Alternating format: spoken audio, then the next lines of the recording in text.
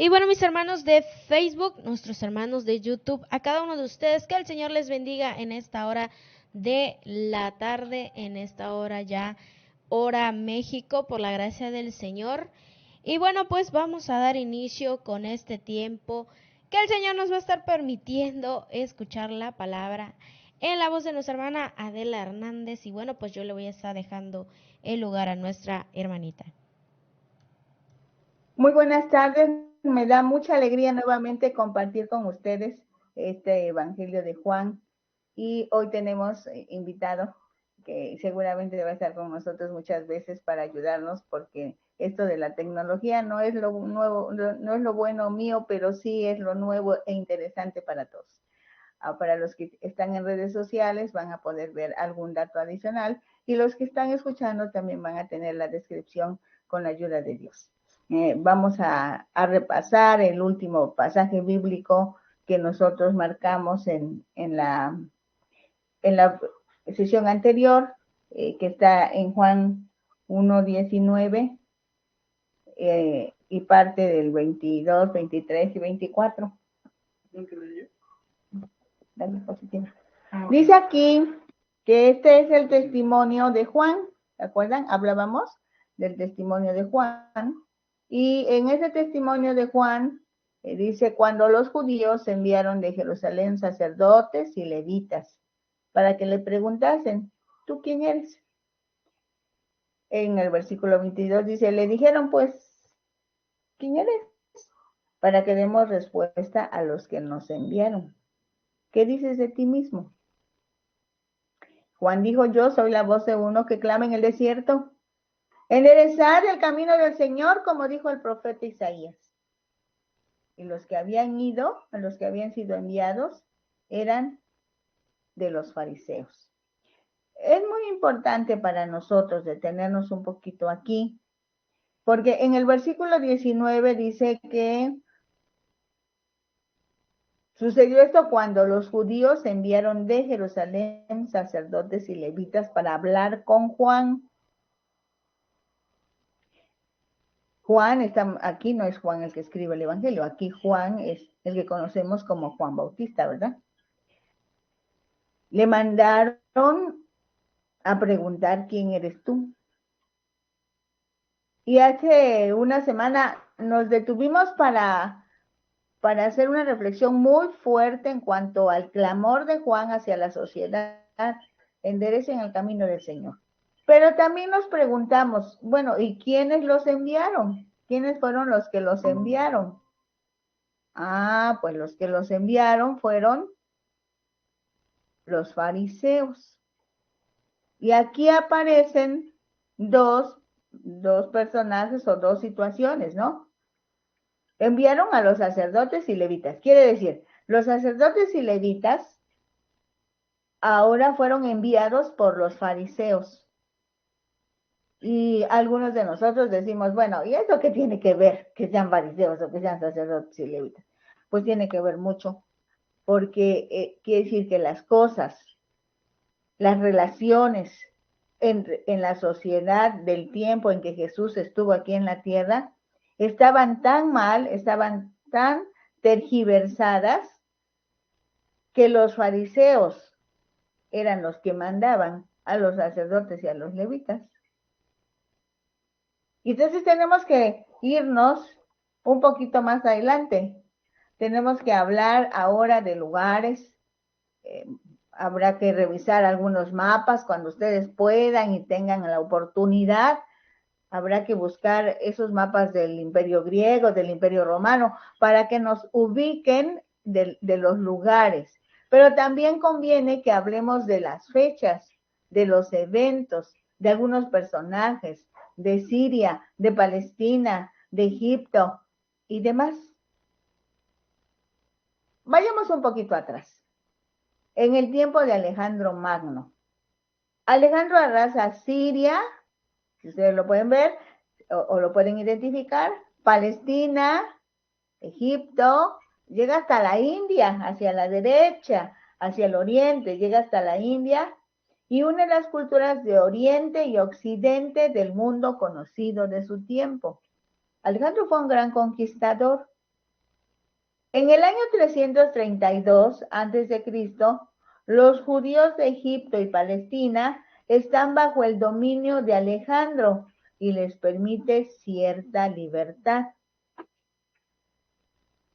Claro que esto fue permitido por Dios, porque lo que el Señor estaba haciendo 300 años antes, esto es muy interesante para todos nosotros. Dios Dios es eterno, dijimos hace 8 días, pero Él controla los tiempos de los hombres y les ha marcado tiempos y dice que tengamos cuidado porque debemos saber vivir el tiempo que nos toca vivir. Entonces el Señor estaba preparando al mundo para la llegada del Mesías, en hebreo, el Cristo, en griego, pero que ambos quieren decir el ungido. Ahora ya en el Evangelio de Juan, que escribe cerca del año 100 antes de Cristo, perdón, después de Cristo, escribe en el año 100 ya de nuestra era, llegó Jesús a la tierra y en primer lugar nosotros tendríamos que ver que ahí estaba de frente la cultura helenista, la cultura griega. Por eso nos regresamos a ver el imperio griego. Y es que al conquistar todos esos terrenos, todas esas tierras, todas esas latitudes, el idioma griego koiné iba a alcanzar la universalidad que se necesitaba. Todo el mundo, desde el año 300 antes de que el Señor viniera a la tierra, todo el mundo ya se estaba preparando, hablando un mismo idioma de manera natural, y por eso fue fácil difundir las nuevas de salvación o evangelio.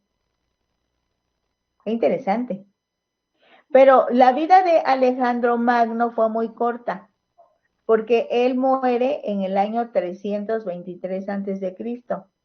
Y 4 de sus generales luchan entre sí para quedarse con el botín, porque pues ya el jefe se murió.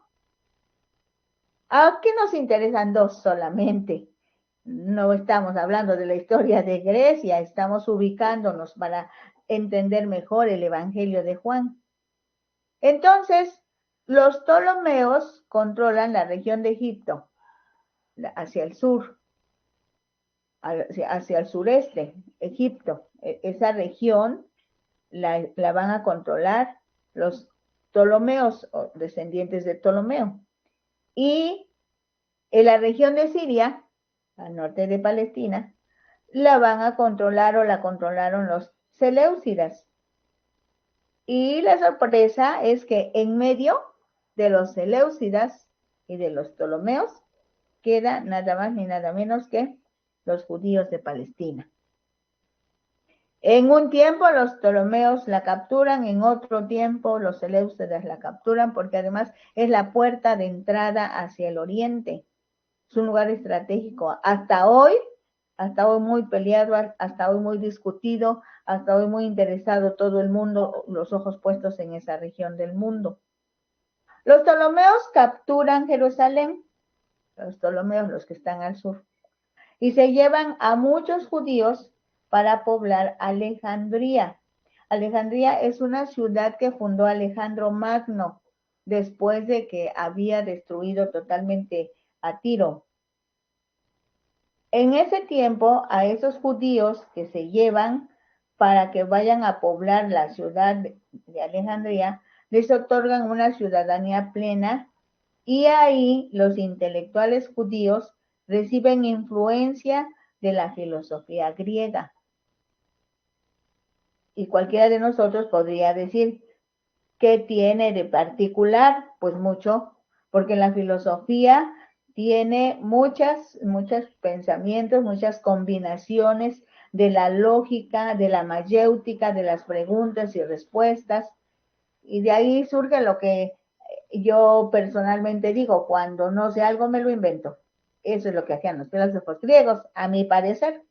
Alguien que sepa de filosofía estará disgustándose conmigo, pero por lo pronto les digo que esa influencia la tuvieron los intelectuales judíos, con toda y la carga emocional, sentimental y de conocimiento, que si lo revisamos con cuidado, en muchas de sus formas de pensar no están de acuerdo con lo que dice la Biblia. Alejandría es la fuente de los escritos no inspirados, los que después se conocieron como escritos apócrifos, y de donde se surge la primera gran separación entre los que aceptamos la Biblia con esos libros y los que decimos que no queremos verlos ahí en la Biblia.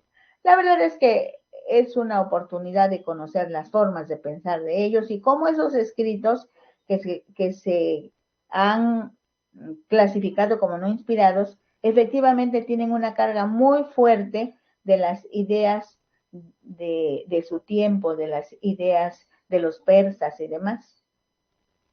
Ptolomeo, el rey Ptolomeo, encarga una traducción al griego del Antiguo Testamento. El Antiguo Testamento fue escrito en hebreo, pero Alejandría es una ciudad en honor de Alejandro Magno, el conquistador griego. Así que en esa su gran biblioteca, porque esa biblioteca que se instaló en Alejandría es famosa hasta hoy, quisieron que hubiera un tomo del Antiguo Testamento de los hebreos, pero traducido al griego. Y la realizaron 70 eruditos judíos. Se conoce como la Septuaginta. Los siguientes 300 años, la Septuaginta casi reemplazará los manuscritos judíos, con todos y los riesgos de la traducción. Eso es por el lado del suroeste. Ahora tenemos al lado de los Seleucidas. Estos son los que quedaron gobernando Siria. Y ellos, los Seleucidas, son totalmente diferentes de los Ptolomeos. Por un tiempo, en el año 190 a.C., el rey Seleucida, Antíoco II, es derrotado por Roma. Pero más adelante, Roma hace pacto con Antíoco IV. Corremos los años, porque dijimos que esta no es clase de historia, sino solo para ubicarnos. El gobernador Seleucida, Epífanes, es cruel. Sacrifica 1,000 soldados judíos que se niegan a luchar en el día de reposo. Y vende el cargo de sumo sacerdote en Palestina. ¿Cómo? Al sumo sacerdote le vende el cargo, sí, porque ahora ellos son los que están gobernando y ellos dicen cómo se debe conducir la sociedad. Y ahí se hace presente la corrupción entre los judíos. Y como los que tienen dinero son los saduceos, que vamos a hablar de ellos más adelante, se inicia un periodo en que los sumos sacerdotes compran el puesto. Cualquier cosa que nosotros hayamos visto en nuestras denominaciones actuales es mera diosidencia, decimos algunos. También permite un gimnasio para atletas judíos, pero la condición es de que hagan sus ejercicios desnudos. Confisca propiedades y ya llega un momento en que sacrifica un cerdo en un altar pagano que manda construir dentro del templo de Jerusalén. Yo creo que es lo más que los judíos sanos y fieles al nombre de Dios pudieron soportar. Por ello, un grupo de judíos celosos de la ley, al lado de Matatías, organizan una revuelta que dura de más o menos de los años 163 a.C. al 143 a.C. Aparecen en escena los valientes macabeos, quienes logran una dinastía judía en el gobierno de Palestina bajo los ojos vigilantes de los romanos, porque ahora los griegos pasan a segundo término, pues Alejandro muere muy pronto y viene el nuevo imperio mundial, el imperio romano. Aquí hay muchos datos importantes que vamos a tener presentes cuando vayamos leyendo el Evangelio de Juan. Por eso dice saduceos, por eso dice fariseos. Con razón. Sí, ya vamos a entender mejor, porque estamos viendo el tejido de la sociedad que estaba vigente, viviendo en esos días en que el Señor Jesús llega. Ahora vamos a ver otro mapa, el mapa de Roma. bueno, de las conquistas del Imperio Romano, perdón. En el año 63 a.C., Pompeyo, que es romano, invade Palestina y captura Jerusalén. Mientras Pompeyo y Julio César luchan para ver quién se queda con el poder, en el año 48 Pompeyo es derrotado, entonces se queda Julio César. En el año 47 a.C., Julio César nombra a Antípater como procurador de toda Judea o Palestina. Esto está muy claro en el mapa. Está Siria al norte, Palestina enseguida y luego viene Egipto. Es un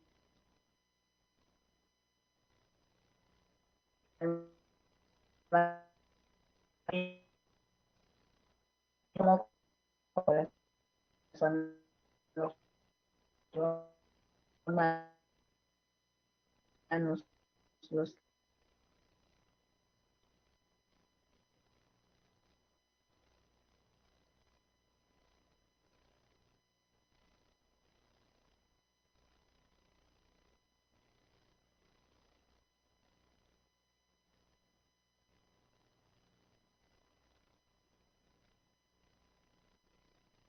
para los que no pueden ver el mapa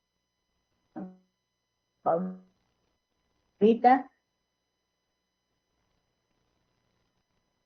tienen la idea. Galilea es una parte de Palestina y Herodes es el tetrarca de Galilea.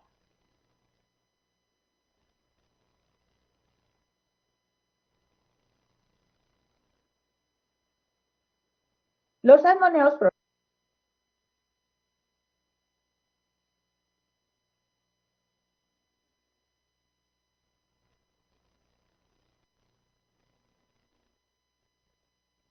crono. Este Herodes es el que manda matar a su esposa favorita, porque no tiene solo una esposa, pero a la favorita la manda a matar. Y jugando ahoga a su cuñado Aristóbulo. Así que no es de extrañar que cuando le llegó por medio de los magos de Oriente la noticia del nacimiento de un rey judío, inmediatamente ordenó que mataran a todos los niños desde bebés hasta 2 años para asegurarse que nadie le quitara su trono. Fíjense nada más qué gente estaba por ahí. Entre los años 37 a.C. y 30 a.C., la intriga y guerras internas terminan con la fuerza griega, pues Cleopatra, como gobernadora griega, se casa con Antonio.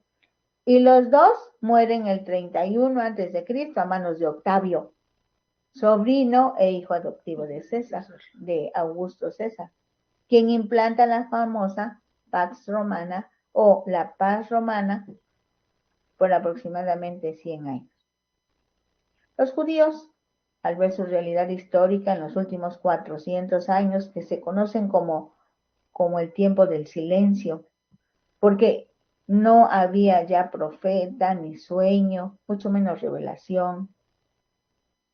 Piensan que están por cumplirse las promesas que Dios les había dado por medio de los profetas en cuanto a que vendría un Mesías, hablando en el idioma hebreo, el Cristo, en el griego koiné, que significa ungido de Dios. Pero esperan un político, un militar, un conquistador. Pero un siglo después, o sea, todavía esperaron, tuvieron que esperar un siglo. Cuando aparece un hombre de paz, modesto, que habla de un reino que no es de este mundo, que es un reino eterno, pues lo califican de loco, de endemoniado, de blasfemo y pues digno de muerte, entre otras cosas. No estamos justificando la actuación de los judíos, pero sí estamos dando una explicación porque ellos pudieran pensar así. Hay otra cosa que debemos detenernos en lo que leímos de Juan, en lo que hicimos énfasis de Juan. Dice aquí que los judíos le enviaron de Jerusalén sacerdotes y levitas. Y estos eran de los fariseos, dice el versículo 24. Porque en esos tiempos, como en todos los tiempos de la sociedad humana, hay algunos datos importantes que tendríamos que ver. Y aquí es como un súper resumen, ¿no? De qué pasó en el Imperio griego. Alejandro conquista, después Grecia impone su cultura y el idioma griego con. Y luego juntamos con el Imperio Romano, donde Augusto César es el emperador adorado como Dios y quien implanta la Pax Romana y que dura aproximadamente 200 años. Eso ya quedó como que aclarado por nosotros, eso ya está claro en nuestra mente. Pero hay grupos religiosos y políticos en Palestina durante el primer siglo. Desde tiempos atrás, desde el tiempo de Moisés, Dios le dio instrucciones a Moisés. Y entonces estaban los sacerdotes y los levitas. Dios escogió una tribu de entre los israelitas para que ellos pudieran sobrellevar al pueblo en su relación con Dios y en su relación entre hermanos. Dios le dio instrucciones a Moisés para que nombrara a su hermano Aarón y a su descendencia como sumo sacerdote y sacerdotes. Posteriormente, en el tiempo de David, se hizo una reorganización de este oficio para el culto a Dios. Junto con los sacerdotes estaban los levitas.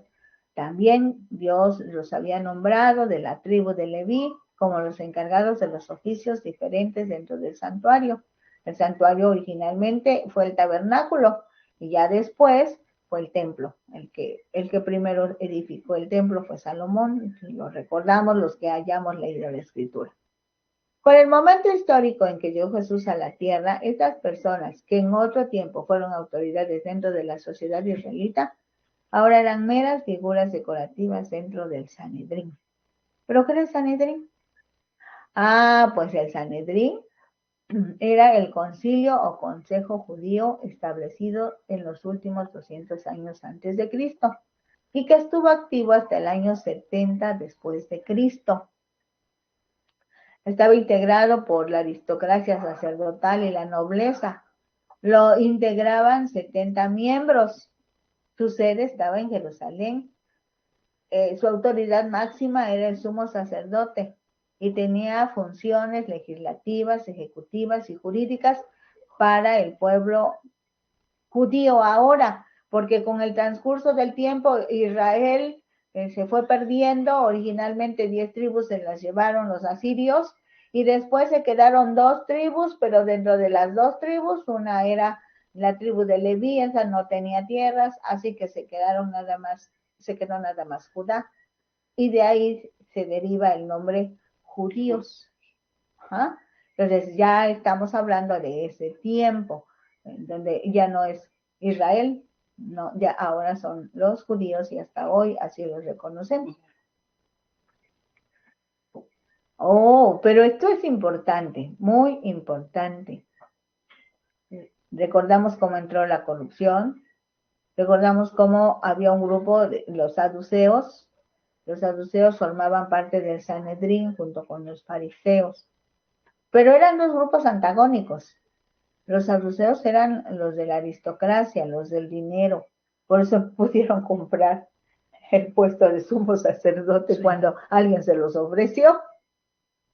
Los fariseos venían de una clase media baja, pero creían en la inmortalidad y para ellos el cumplimiento individual de todos los aspectos de la ley era importante. Ellos decían, si alguien muere aquí en la tierra, no deja de existir, es inmortal. ¿A dónde va a estar después? Ellos tenían esos pensamientos. Recuerden que tenían también la influencia y los rezagos de los persas, de los babilonios, de otros pueblos. Tanto se contaminaron en esa relación intercultural que pues Dios les decía por medio de los profetas que eran adúlteros, porque habían combinado sus creencias. Y el pueblo de Israel, que Dios seleccionó, por eso era el pueblo elegido de Dios, para que dieran a conocer el nombre de Dios en la tierra, terminó haciendo lo que les decían sus conquistadores, lo que hacían sus vecinos, terminó metiéndose en la idolatría. Pero los fariseos nacieron por ahí, por esos años, los años de 300, 200, Ellos fueron los que más pelearon y se pusieron tan mal cuando Ptolomeo fue a hacer esa aberración en el templo, se levantaron en armas, muchos murieron, sufrieron por defender esa su lealtad hacia el nombre de Dios.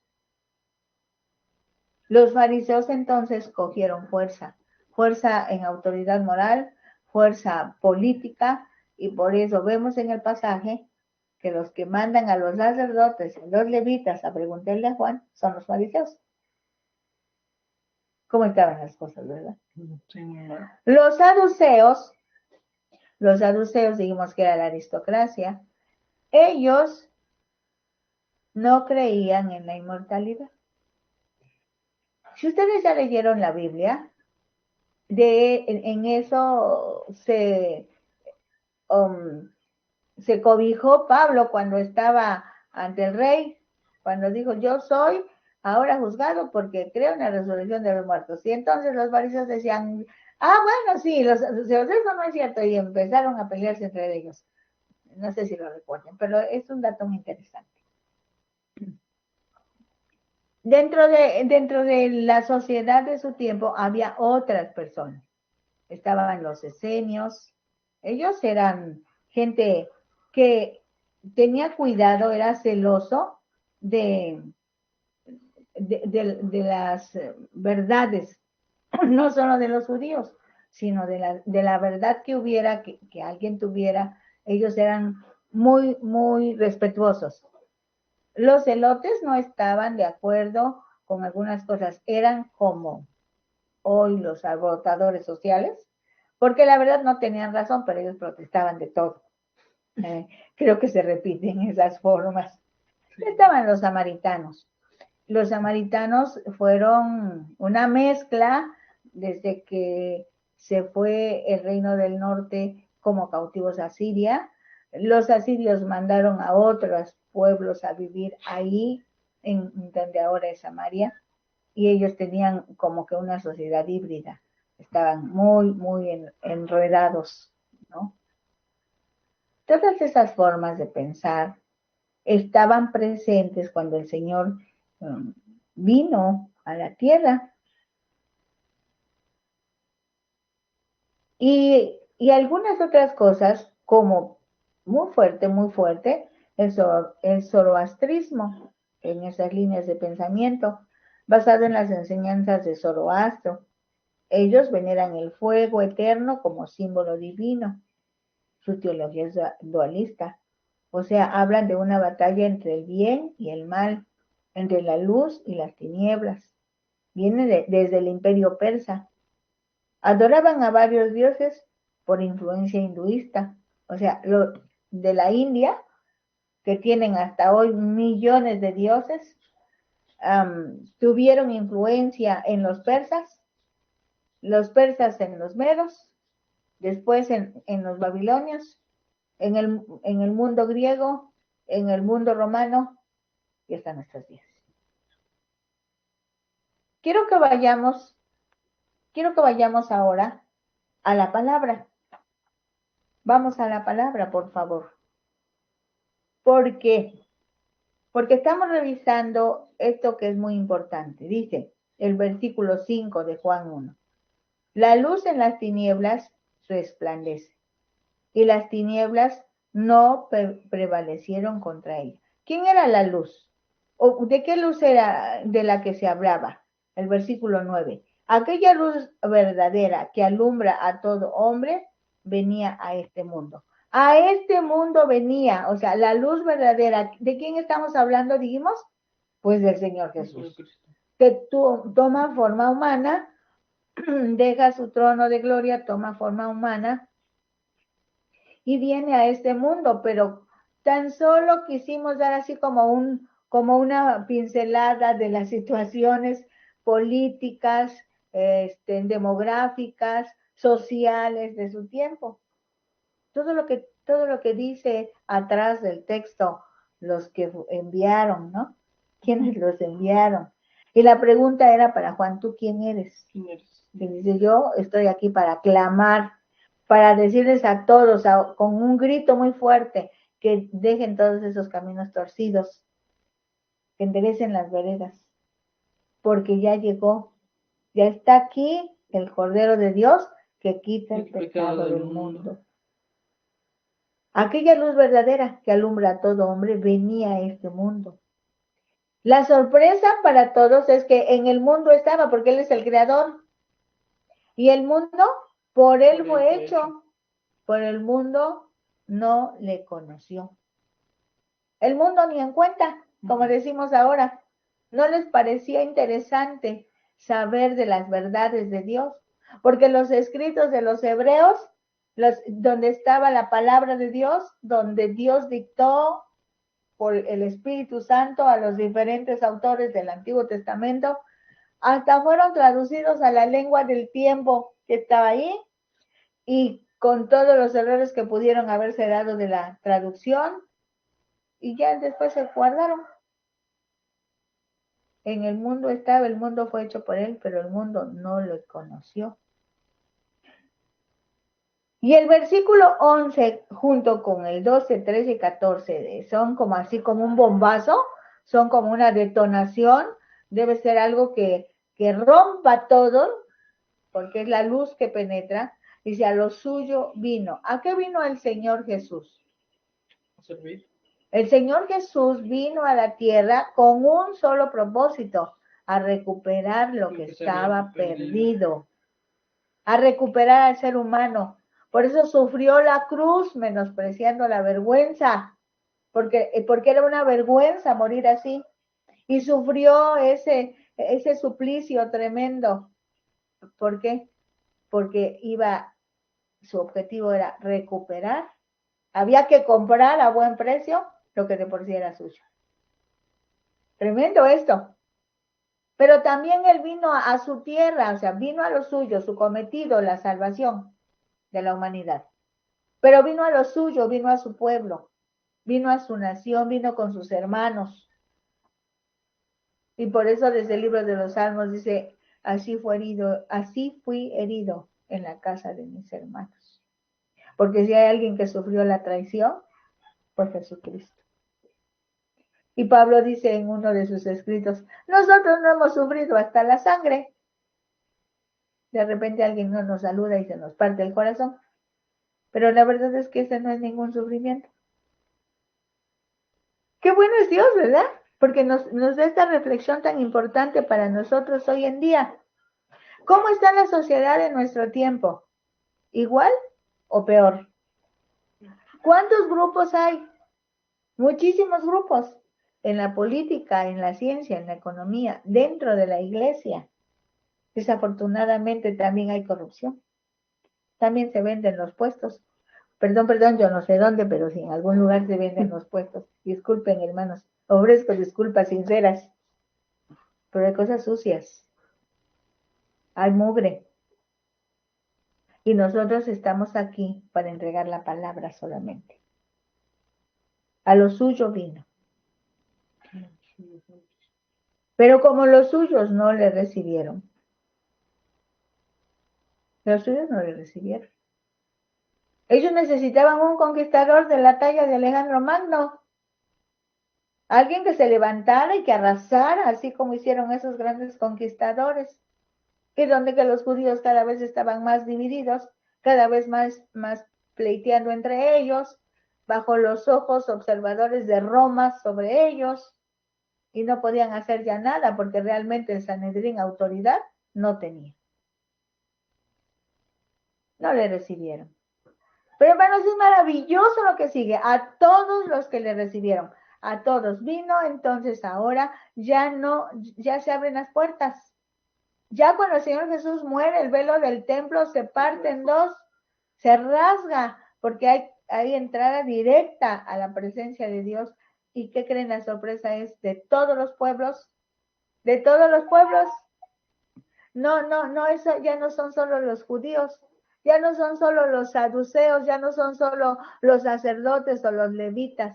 Ahora somos todos, hermanos, todos los pueblos de la tierra. Alcanzamos de Dios esa oportunidad, por eso es gracia, porque el Señor abrió la puerta de par en par y el que quiera, el que lo quiera recibir, todos los que lo recibieron. Aquí está el ejercicio de la voluntad humana, porque Dios es respetuoso de sus propias leyes y a Adán le dio voluntad y a Eva le dio voluntad y ellos por su voluntad decidieron hacer un lado a Dios y Dios no dijo, pues los voy a exterminar. No, porque Dios no puede decir sí y no. Cuando Dios dice sí es sí y cuando Dios dice no es no. Y también esa debe ser nuestra forma de decir nuestra. Lo dije 2 veces, así quise decirlo. Nuestra forma de ser nuestra. Estoy puntualizando. Cada uno de nosotros debe tener palabra. Tu sí debe ser sí, tu no debe ser no. Porque lo que es más de esto, dice el Señor, de mal procede. A todos los que le recibieron, todos los que le recibieron. Ya no hay grupos, ya no hay denominaciones, ya no hay categorías, ya no hay estratos, ya no hay agrupaciones, son todos, es para todos. ¿Te da alegría? ¿Esto te gusta? Esto es interesante. A tu espíritu algo le dice esta palabra, porque te quiere vivificar. Si tú no habías oído estas verdades, hoy te digo, esta es verdad, porque es lo que dice la Biblia. La Biblia es la palabra de Dios y la Biblia se disfruta, disfrútala, disfrutémosla, porque a todos los que le recibieron, tenemos mucha pena en muchas ocasiones, pero queremos decir, aquí no hay denominaciones. No, aquí no hay selecciones, aquí son todos. Los humanos somos los que hacemos las clasificaciones, aún las clasificaciones del pecado, ¿no? Como aquí, samaritanos, celotes, esenios, fariseos, saduceos, griegos, ptolomeos, ricos, pobres, enfermos, de enfermedades terminales, hombres, mujeres, los de ahora que no saben quiénes son. Nosotros hacemos los humanos esas clasificaciones, pero Dios aquí le ofrece a todos. También para ti es. Para ti, para ti, para ti. Aunque tu pensamiento, aunque tu lógica, aunque tu razonamiento diga yo ya no tengo oportunidad. Ya muchas veces digo que sí y luego me regreso. Si estás ahorita oyendo esta invitación, es porque es para ti. Definitivamente la van a oír quienes Dios esté autorizando para que la oiga. Y parece que nosotros nos brincamos, no oramos cuando empezó nuestro estudio. La verdad es que Dios está en todo lugar y Dios está en nosotros y nosotros somos su templo. Si tú invitas al Señor, si tú lo recibes, porque es el ejercicio de tu voluntad, es que estás creyendo que el nombre de Jesús tiene toda la autoridad para que tú y yo seamos perdonados y seamos anotados dentro de la lista, si se puede decir así, de los que somos hijos de Dios, a los que creen en su nombre. Y como si nosotros no tuviésemos, eh, no tuviésemos algo como argumentar, algo como continuar, dice, los cuales no son engendrados de sangre, ni de voluntad de carne, ni de voluntad de varón, sino de Dios. Óigame, esto está muy, muy interesante, muy claro para algunos, pero enredado para otros. O sea, ¿cómo es esto? Sí, porque el escritor Juan está pensando cuando dice, mas a todos los que le recibieron, a los que creen en su nombre, les dio potestad de ser hechos hijos de Dios. Hijos de Dios, cuando pensamos en la palabra hijos, pues pensamos en un embarazo, ¿no? Pensamos en un engendramiento antes del embarazo. Y dice, a ver, no se confunda. No es algo físico. No se refiere a la unión entre un hombre y una mujer. Pues, no son engendrados de sangre, no es algo físico. No es que los cromosomas y que el ADN y que todas esas historias de la biología y demás eso es muy importante y muy lindo para los que saben, pero no se trata de ese tema. No. Tampoco es la voluntad de carne. Tampoco es, a ver, yo quiero un hijo, o tú quieres un hijo, o yo quiero ser hijo, nada más de que se me ocurre, ¿no? Ah, pues todos dicen son hijos de Dios. No, yo también soy hijo de Dios. No se trata de eso. No dice ni de voluntad de carne, ni de voluntad de varón. No es algo físico. Estamos hablando de un engendramiento. Estamos hablando, dice Pablo en una de sus cartas, otra vez estoy de parto por ustedes, ¿no? Estamos hablando de todo un embarazo e incluso de un parto, pero es en el espíritu, porque es que el espíritu humano separado de Dios está muerto para Dios. ¿Y qué es lo que hace que se muera, que se rompa esa relación entre Dios y los seres humanos? Ya lo dijimos, es el pecado, la desobediencia a la palabra de Dios. ¿Y cómo sé que estoy desobedeciendo a Dios? Ah, pues yo tengo que leer el manual de vida que Dios nos dejó. Hace 8 días dijimos que era la carta de amor para la humanidad. Hoy le vamos a llamar manual de vida, porque a través de la palabra nosotros tenemos vida. Se recupera esa relación de padre a hijo, porque Dios nos creó a todos, pero ahora por Cristo podemos ser sus hijos por la fe en Jesucristo. Entonces dice, a lo suyo vino, pero como estaban tan entretenidos en sus cosas, no le recibieron. Pero a todos los que le recibieron, aquí dice a todos los que le recibieron. La traducción al español fue recibieron, o sea, lo dice en pasado. Y tú y yo podemos decir, ¿y los que lo van a recibir? Pues es que tienen que recibirlo para que sea recibieron. Es interesante el uso de los verbos, ¿no? Sí. O sea, ¿quiénes son hijos de Dios? Los que ya lo recibieron.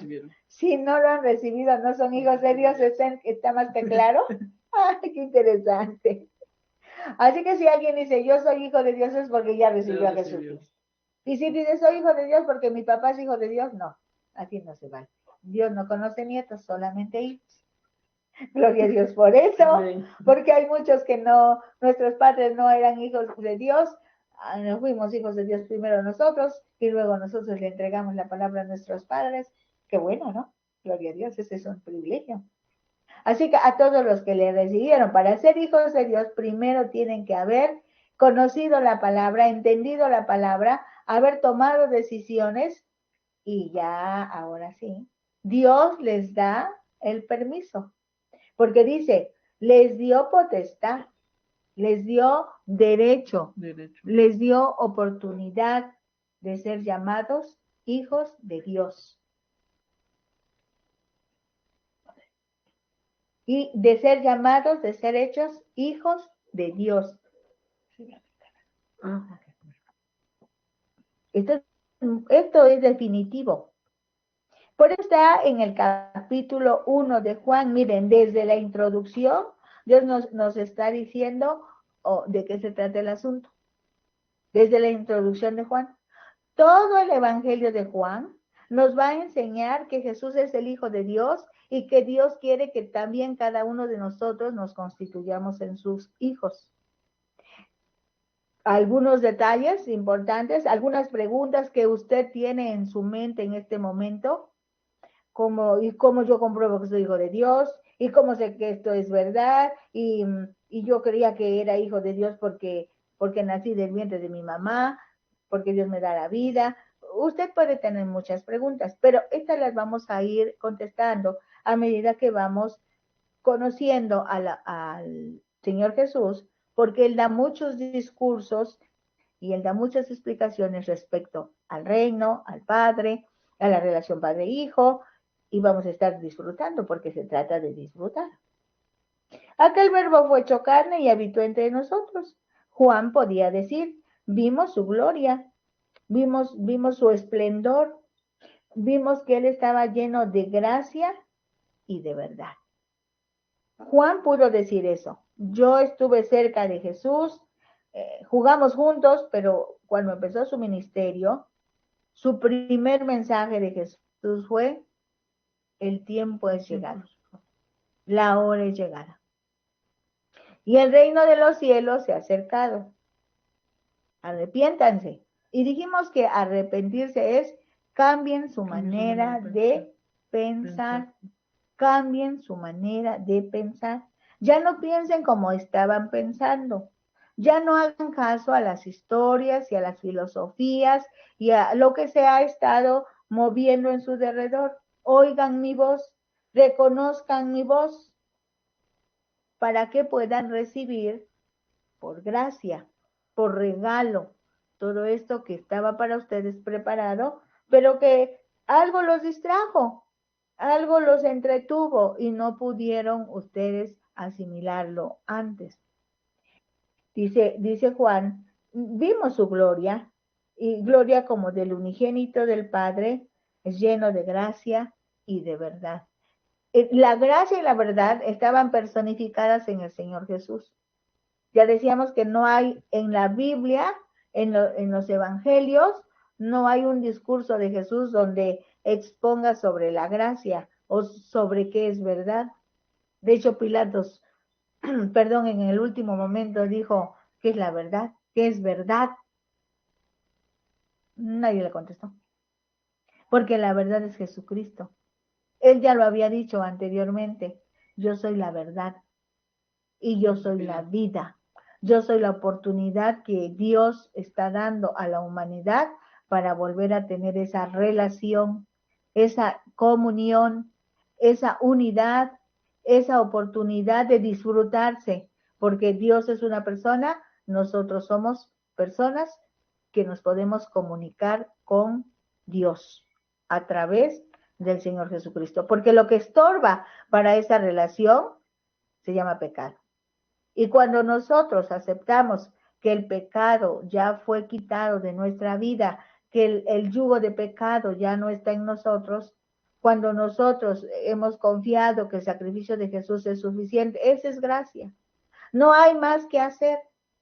No hay que sumarle sacrificios, no hay que quitarle alimentos, no hay que sumarle nombres o visitas o viajes o aportaciones. No, si usted da un dinero y podemos edificar esto o aquello, comprar este equipo, usted va a ir al cielo, eso no es cierto.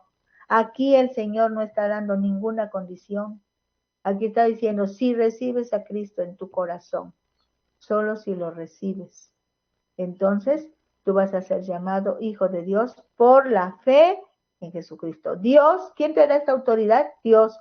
¿Quién te da esa oportunidad? Dios. ¿Quién te hace esa invitación? Dios. ¿Quién te anda buscando? Dios. ¿Quién te invita? Dios. Dios está hablando a tu vida. Dios está hablando a mi vida y quiere que nos llevemos y que nos llevemos muy bien. Esto está lindo. ¿Te parece interesante? ¿Te parece una oportunidad para que tú y yo podamos disfrutar de esta relación? Por eso Juan, cuando lo vio, clamó: este es de quien yo decía. Cuando vio a Jesús, dice más adelante: yo no le conocía, pero el que me envió me dijo: sobre quien vieres descender el Espíritu Santo, que tome forma corporal como paloma, ese es. Y yo no le conocía. No le conocía. Pero cuando llegó el Espíritu Santo y se posó sobre él como paloma, entonces dije: este es, ahora ya le conozco. Muy probablemente tú estés pensando: pues si yo había oído hablar de Jesús en otras ocasiones, pero no como ahora, no es como hoy, no le conocías. Pero en este momento el Espíritu Santo, tocando tu corazón, tocando tu vida, está haciéndote saber que es Dios el que habla, el que te está hablando, y que Él es lleno de gracia y lleno de verdad. Dios es verdad. Esto nos va a costar poquito, porque en nuestros días nosotros convivimos mucho con la mentira. Por nada mentimos. por nada, ¿eh? Nosotros mentimos, porque ese es el ambiente que nos rodea. La corrupción en México es alta, está metida en las autoridades de más alto rango. En la familia hay corrupción, en la familia hay mentiras, hay arreglos, hay acomodos, hay convenios. Eso es lo que nos ha llevado, ¿no?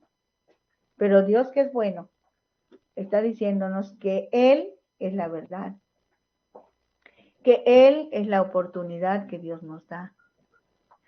Y no hemos pasado de hablar lo relacionado con Juan, el que vino a preparar el camino, porque tenía que hacerlo de esa manera. Las tinieblas estaban muy densas y tuvo que llegar alguien, el vocero de Dios, la voz del que clamaba en el desierto. Y cuando lo descubrió, dijo: he aquí el Cordero de Dios que quita el pecado del mundo. Y la noticia para nosotros hoy es que no importa quién seas, no hay clasificaciones, no, si tienes dinero o no tienes dinero, si te conocen los líderes o no te conocen, si te aceptan o no te aceptan. Eso no, es Dios hablando a tu vida y diciéndote: bienvenido, bienvenido, bienvenido. Si tú crees, eres bienvenido con la familia, porque ahora hay un Padre que se llama Dios, y cada uno que ha recibido a Cristo somos hijos de Dios. Por esa razón, entre nosotros nos llamamos hermanos, porque somos hijos de un solo Padre. Y eso dijo Jesús cuando resucitó. Le dijo a la mujer que estaba ahí: ve y dile a mis hermanos, subo a mi Padre y a nuestro Padre, a mi Dios y a nuestro Dios. Bienvenido a la familia. Digámosle al Señor que gracias. Dios, te damos muchas gracias por todos los que hoy creyeron. Sí, Espíritu Santo, gracias por los que creyeron, porque ellos ahora son hijos de Dios por la fe y son nuestros hermanos y forman parte de ese reino que viniste a establecer aquí en la tierra. Gracias por estos medios de comunicación. Gracias por estas personas que tú has llamado para que trabajen aquí. Gracias, Señor. Bendigo sus vidas y bendigo sus saberes. Bendigo, Señor, porque la fuente eres tú. Todo lo tenemos por ti, mi Señor. Gracias, Dios. Bendito seas.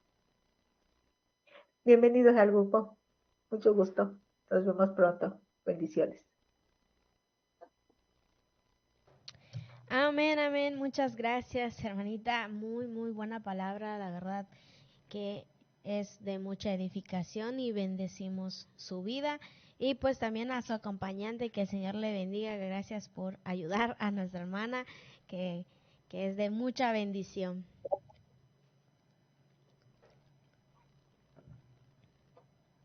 Y nos despedimos mis hermanos en este tiempo que el Señor nos permitió estar con la pastora Adela Hernández. Y bueno, pues ella nos está acompañando todos los miércoles a partir de las 5 de la tarde. Y bueno, pues seguimos aquí con ustedes, que el Señor les bendiga y nos despedimos de esta transmisión. Bendiciones, hermanita, un saludo.